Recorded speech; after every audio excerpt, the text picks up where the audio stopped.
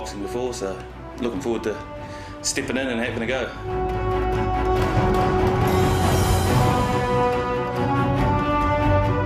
I'm aware it's his first fight. I've had the experience once before in the ring. I think that's worth a tremendous amount, and that's going to show in the night. I reckon I'm going to have 3 stages to this fight. First one, I'm just going to be on the back foot, just shadowing around, and then come round 2 and 3, I'm going to lay the leather and hopefully finish it early. Yeah, if I tag him, he's going to feel it, and especially with the jab, leading with the jab, I think he'll, just try and cut him up early, get some blood coming out of the nose if I can. So we'll see how he feels after that. I think he'll go into the fight extremely confident, but after the first, second round, he's going to think, holy shit, this guy's here to fight.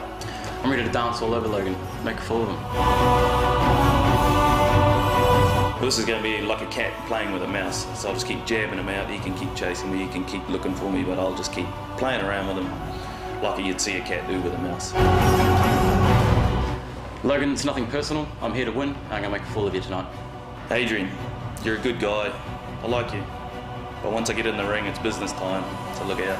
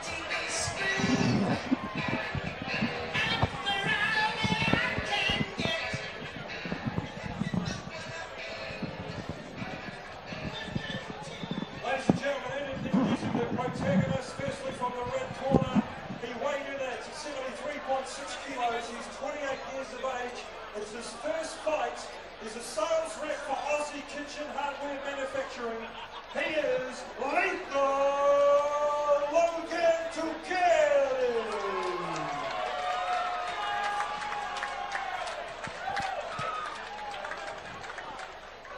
And the kitchen hardware man is up against a job mechanic. Yes, from the blue corner, our mechanic weighed in at 74 kilos. He's 23 years of age.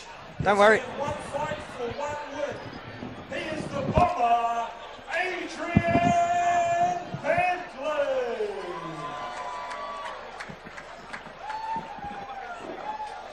The referee, fires card. Adrian Bentley in the blue we've seen on combat video before, and in fact the last time we saw him he ended his opponent in round number 3, big right hand, and stopped the fight. So look out for they call him the bomber, and you'll see why shortly, Mike. Oh, he dips and bobs and weaves low, a little bit like a certain Joe Frazier. Comes up with that left hook. Oh, and that left hook certainly went to work there. A little bit of in and out as well. So he may look a little ungamely, but those winging punches look like they're giving away the reach. Effect. He just got caught on the range of a bigger man there. The uppercut, he's just got to be careful about just bobbing down into it for the taller man. But again, Logan Tukiri is just standing up quite straight. He's making himself well available for those hooking shots of Adrian Bentley, though Bentley wore a couple for his trouble there. Notice he's keeping his left hand up quite high when he's on the move, although that one missed. The right hand now finding a home. Adrian Bentley going with the uppercut. And backed up on the end of Tukiri's jab. Lazy jab though, he's putting a lot onto it at this point. Let's see how he goes in the second round. And at the moment he might just do well to survive the first, because he's taken a couple of clean shots on the chin.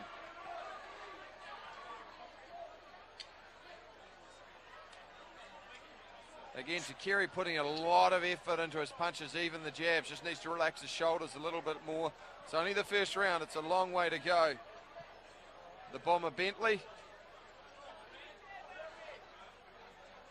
just moving quite well from the outside. Triple right hand there. Ungainly, but they all landed. Tukiri do well just to keep his gloves up, work on his defense and look for the counter. Oh, Oh, and coming back after being chinned. Nice little stiff right hand and turned that one over. Well, The uppercut there, and he's wobbled him. He's in trouble. Referee's watching it closely. Certainly plenty of spirit from both these boys. Some heavy leather landed. Tukiri maybe stolen that round right at the end of the final 10 seconds with a big volley of punches. It's the kitchen manufacturer against the mechanic. Logan in red, Adrian in blue. Well, Tukiri's been told to go to the uppercut a lot more. Bentley's been told to keep his hands up a lot more and be a bit more patient on the way in. Oh, big right hands there. Oh, 2 or 3 big right hands. He puts his, he's just wobbled at the knees there. Tukiri's got a bit of granite in his punches, and a big uppercut there landed on the chest, but it's a warning to keep his head up. Tukiri do well just to find a little left hook as well to go with the right hand. Could do a nice polishing off job. So he started the round like he finished round 1 with a volley of punches, although that one came with the big forehand from the backcourt from Logan Tukiri. The Roger Federer shot, they call it. Yeah, it was the Swiss swipe, no question. Nice little straight right hand there. That was a bit more like it. Yeah, it's an interesting mix of agricultural and the odd bit of the sweet science in there. He does have a nice jab when he steps onto it. It's reasonably lazy though. If Bentley can just slip it a little bit and come back over the top with the right hand, he's got a way of evening out this fight. Like that, as he just did. He's just very keen to get going with 2-fisted flurries.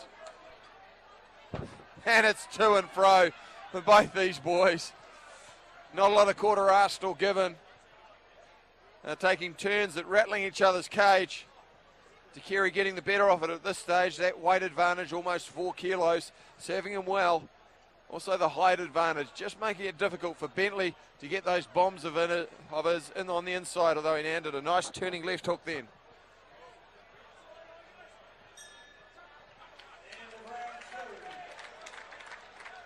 Another round, difficult to pick, but Tukiri probably landed the cleaner shots, particularly early in the rounds. Shaping up as a barnstormer for the 3rd and final. Well, we're underway, 3rd and final round. It's fight 7 of a 15-fight card. Logan Tukiri against Adrian the Bomber Bentley. Adrian with the experience advantage, just a fight in his bag. Tukiri, about 3 kilos weight advantage. Landed a nice little turning left hook, but took one in reply. Seems to have the power advantage as well as the height advantage. Has to be careful though. Bentley can throw some big bombs, particularly with that left hand of his, Joe Frazier style, digging to the body and coming upstairs to the head with the left hook. Hooking right hand there, kind of uppercut of types. Looked like he was putting his hand up in the classroom. That's a little bit more like it. Hitting and holding there, and again using his range just to pour his man off.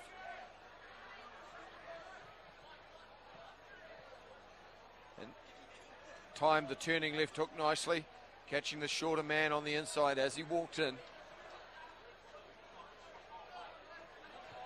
Not a lot of jabbing there from Bentley. Needs to lead off a little bit more, create some doubt in his man. There we saw one to the body, and that's what's going to set up the overhand to the head. The crowd starting to come to life a little bit more. The Bomber dropping his hands to his side for a moment, slipping a couple of shots. Exchange of left hooks, which Tukiri seemed to get the better of.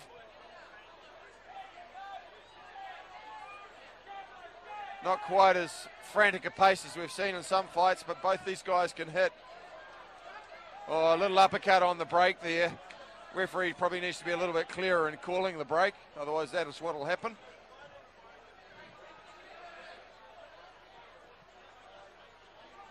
Counter right hand there from Tukiri. Took the jab on the glove.